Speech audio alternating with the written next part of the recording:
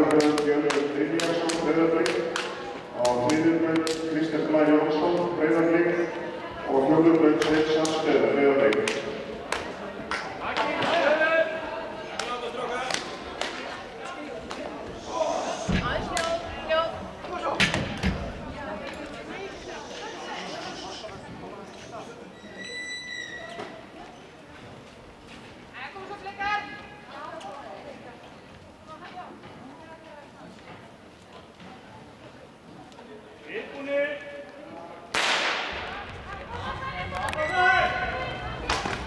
Og þeir eru takkar að staðstafnum og skjóta. Heiða Írókursóttir, Petur áfæður með Jónsson.